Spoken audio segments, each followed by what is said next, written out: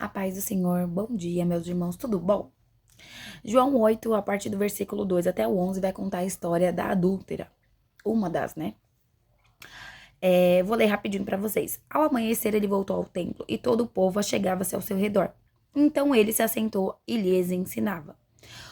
Os escribas e fariseus trouxeram até ele uma mulher surpreendida em adultério. Forçaram-na a ficar em pé no meio de todos e disseram a ele: Mestre, essa mulher foi apegada em flagrante ato de adultério. Sendo assim, Moisés na lei nos mandou que tais mulheres sejam apedrejadas. Todavia, tu, que dizes a este respeito? Eles falavam assim para prová-lo e terem alguma coisa de que o acusar. Mas Jesus, inclinando-se, escrevia na terra com o dedo, como se não tivesse ouvido. Porque insistiram na pergunta, ele se levantou e lhes disse: Aquele que dentre vós estiver sem pecado, seja o primeiro a lhe atirar uma pedra. E novamente inclinou-se e escrevia na terra. Então, aqueles que ouviram isso, sendo convencidos por suas consciências, foram se retirando um por um, começando pelos mais velhos até o último.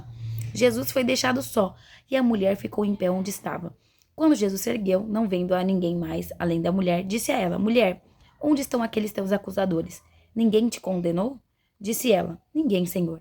E assim lhe disse Jesus: Nem eu te condeno. Podes ir e não peques mais. Gente, Jesus é tão maravilhoso em todo o tempo. Eu vejo ele sendo muito atentado, mesmo depois da tentação dos 40 dias no deserto, sobre o quanto da palavra, não só que ele sabia de decorar, mas o quanto ele tinha a palavra nele, o quanto de relacionamento ele tinha com Deus e o quanto ele havia entendido, até porque ele era o próprio Deus, que todas as palavras do Senhor eram sobre um amor maior que tudo. É sobre desejar esse relacionamento, sobre amar o teu próximo, sobre o quanto que ele queria que nós vivêssemos bem, sem esses fardos, sabe? Sem comparação, sem aquilo que Satanás planta no nosso coração desde pequeno, sem todas essas mentiras, né? Então, primeiro, quando ele fala assim que ele se assentou, naquela época, a partir do momento que você estava dentro do templo e se você se assentava, você tomava o seu lugar de mestre, né? Então todo mundo entendia que a partir daquele momento seria ensinado algo. Só que Jesus, ele eleva as coisas num nível que eu tenho certeza que o povo que estava ali não havia entendido que eles iriam enxergar na prática o, o que a lei queria deles, né? Então vai vir os escribas e fariseus, que eram quem? Pessoas que conheciam a lei, mas eles não tinham um coração igual ao do Senhor. E eles vão trazer essa mulher, que ela é surpreendida em adultério. A lei a qual eles se referem está em Levíticos, né? Levíticos 20:10 vai falar o seguinte: o homem que cometer adultério com a mulher de seu próximo deverá morrer, tanto ele como a sua cúmplice. Então está escrito que deveria morrer mesmo, apedrejado. Mas aí a gente já tem duas coisas, né? A primeira é que eles só levaram a mulher. Uma tal da manipulação. Para quem não conhece da lei, para quem não sabe exatamente o que está escrito e cada palavra que está escrito, eles podem falar assim, se lembrar: nossa, é verdade. No Antigo Testamento estava escrito que se você for pego em adultério, você deve morrer. Mas aqui já tinham algo errado, né? Porque eram os dois e levaram somente a mulher. E aí, a segunda coisa é a intenção do coração deles, que vai ser descrita no versículo 6. Eles falavam assim para prová-lo e terem alguma coisa do que acusar. Então, eles colocaram Jesus na parede como se tivesse somente duas saídas. A primeira seria: você prova que a lei está errada e que você não a segue, então você é mentiroso. Você não é aquele de quem diz que você vai falar sobre perdoar, né? Só que na lei está escrito que a gente deve apedrejar. Ou você pode virar e falar assim: é errado mesmo, vocês têm que apedrejar. E o povo vai falar assim: ah, então, não sei se você veio mesmo, sabe? Se você é quem você diz que é.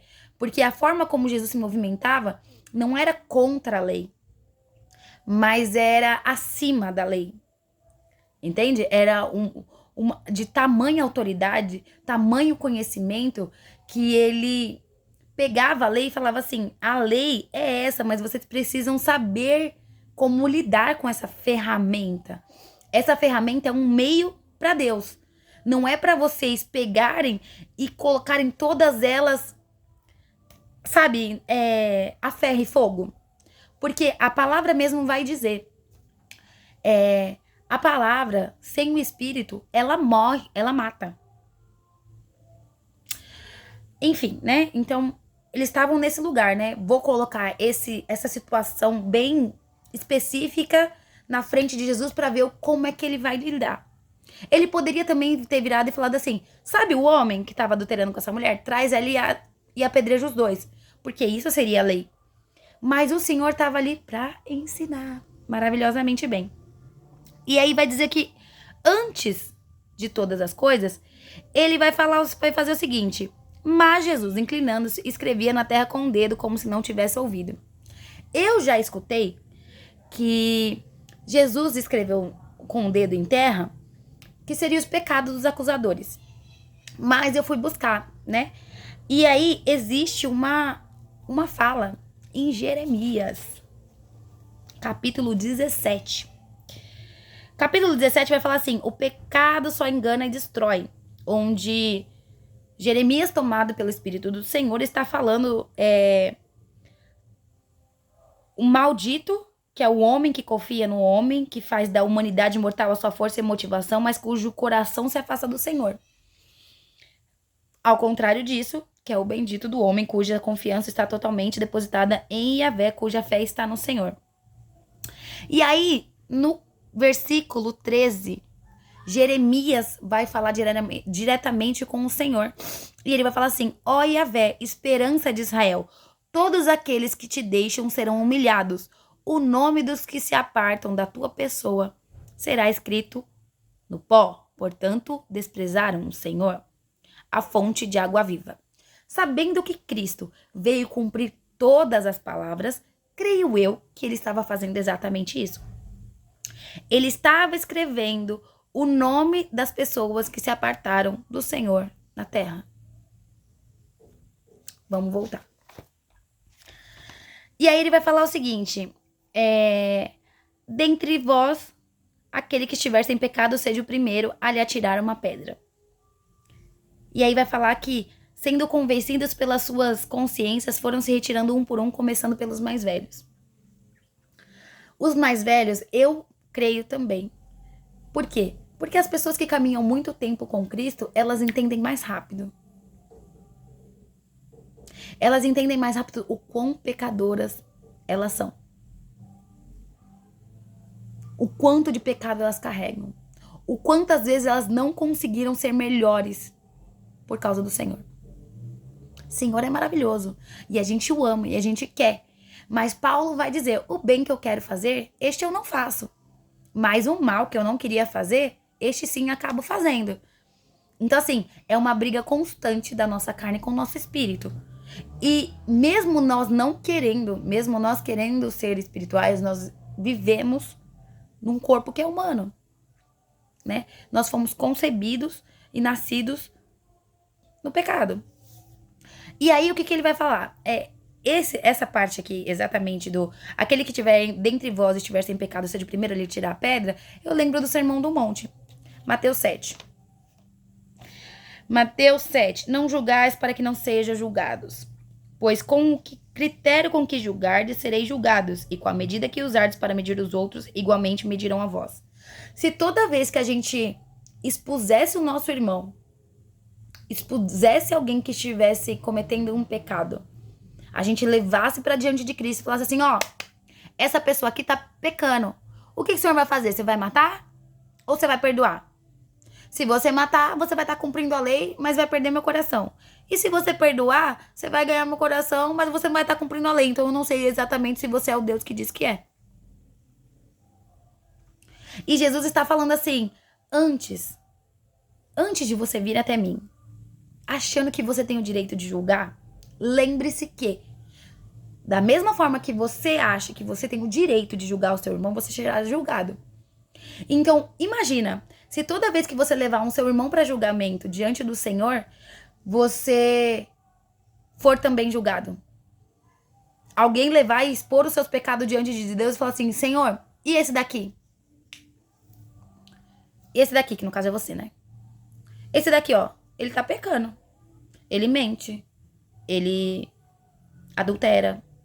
Ele mata o irmão no coração. Ele faz tudo isso. O que você vai fazer com ele? Porque a lei vai dizer. Você tá entendendo? A mesma medida que você... Se você julgar uma pessoa segundo a lei vai estar sobre você. É isso que o Senhor tá falando. Então, se você que não tem pecado, você é santo, atire a primeira pedra. Aí eles falam que a consciência vai vindo. Como eu, pecadora, poderei julgar o meu próximo? Como eu, que já errei tanto, tenho coragem? Gente, precisa ter coragem. Ou falta de consciência. É por isso que eu acho que o Senhor traz a consciência. Como eu posso julgar o meu irmão? Sendo que o Senhor me perdoou. Ninguém aqui tem uma vida isenta. Todo mundo aqui já errou. Será que você quer mesmo que o Senhor lembre quem você era? O que você fez? Gente, Jesus, ele é tão bom e misericordioso que ele fala assim, vamos lembrar de você, querido? Vamos lembrar dos pecados que eu perdoei o seu? Você pode não contar pra ninguém, mas eu sei. E no meu julgamento, que é justo, a gente vai poder colocar você no lugar de juiz do seu próprio julgamento. Gente, é basicamente isso. Se você fosse julgado da mesma forma que você julga o seu irmão, você iria ser salvo ou você iria ser condenado? Porque você tá condenando o outro. Estão entendendo? Maravilhoso, Jesus. Só que Jesus sempre... Gente, eu não aguento esse homem. Eu não aguento esse Deus.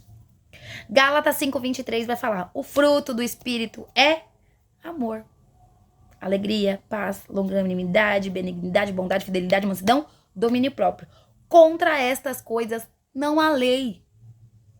Não há lei que seja maior do que o amor.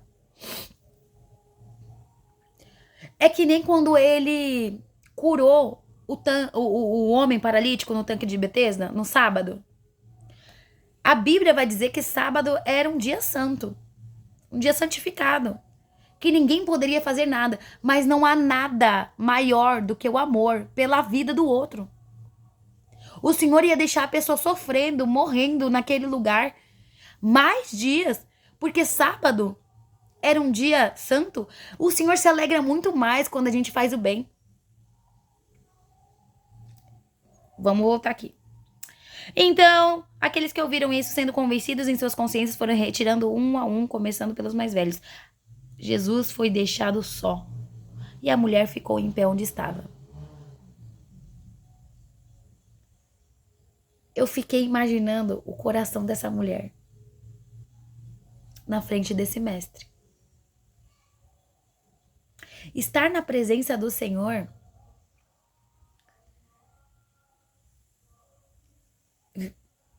ele grita no silêncio.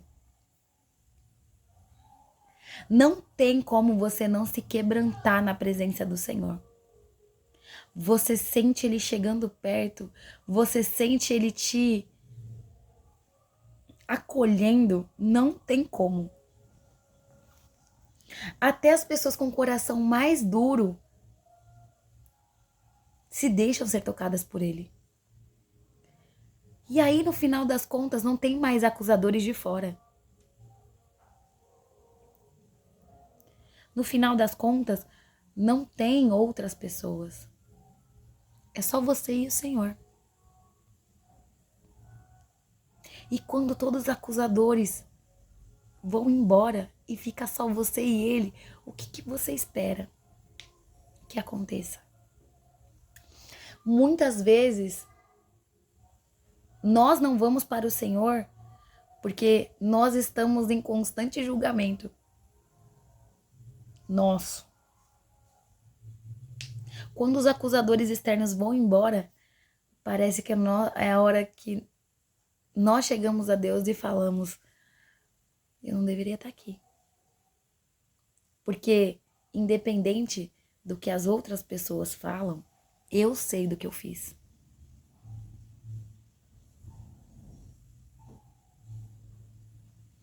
E se você não julga os outros, às vezes você julga a si próprio. Você se coloca nesse lugar de: eu sei que eu errei e eu não deveria estar aqui. Estando na presença desse Deus, eu deveria ser condenada. Existe consequência para os meus pecados. Mas o Senhor, hoje Ele veio derramar da misericórdia dEle. Apesar de todo mundo ter ido embora, ela ficou. E ela nem sabia que esse dia ia acontecer. Aqueles que levaram ela para ser condenadas não sabiam da graça e misericórdia do Senhor para aquela mulher naquele dia. Eles não estavam indo levar ela para condenação. Eles estavam indo levar ela para salvação.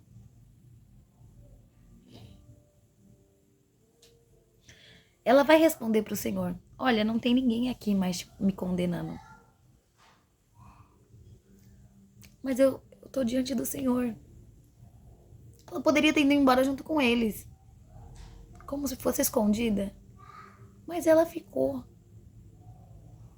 O Senhor, Ele tem esse poder de nos atrair dessa forma. Aí Ele vai falar assim: nem eu te condeno. Pode ir e não peques mais. Você veio diante do rei sabendo o que você estava fazendo de errado. Talvez não foi por força própria, foram os inimigos, né? Que estavam fazendo um bem e eles nem sabiam. Eles vieram te trazer nesse lugar. E hoje você tem a oportunidade de ser remida. De ser lavada. O Senhor tá indo, tá. Ele é o juiz. E Ele fala pra você: eu não vou te condenar. Pode ir. Não peques mais. Esse é um conselho de amor de uma pessoa que quer que você se livre dos seus pecados. Eu não tô pra te condenar. Eu quero te ajudar. Eu quero que você saia deste lugar. Mas eu preciso que você também se posicione a favor do meu encontro. Uma vez encontrado pelo Senhor, para sempre existem laços de amor que te chamam de volta. Falam: não vai por aí. Não faz desse jeito. Senhor, em nome de Jesus, que o Teu Santo Espírito nos traga consciência desse amor perfeito que o Senhor tem para cada um de nós. O Senhor nos trata com tanto amor, com tanta misericórdia, sabe? Que entre esse amor, que o Senhor derrame esse amor sobre os nossos corações, sobre as nossas mentes, que a gente se lembra que você não veio para nos condenar. Gente, João... Cadê? João 5. Aqui, ó. 24. Em verdade vos asseguro, quem ouve a minha palavra e crê naquele que me enviou, tem a vida eterna. Não entra em juízo, mas passou da morte para a vida. O Senhor, Ele não veio para condenar. Ele veio para salvar. E Ele faz questão que todas as atitudes dele na Bíblia sejam essa, de salvação.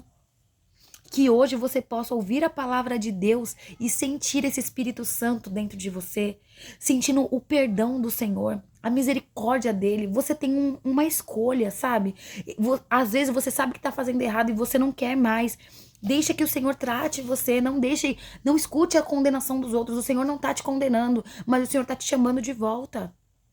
Venha para um lugar onde você é seguro, onde você é salvo, sabe? Onde você é amado, onde você é curado, onde você é perdoado. Em nome do Senhor Jesus. E é isso. Essa é a palavra que eu dou para vocês. Um beijo. O Senhor é com cada um de vocês.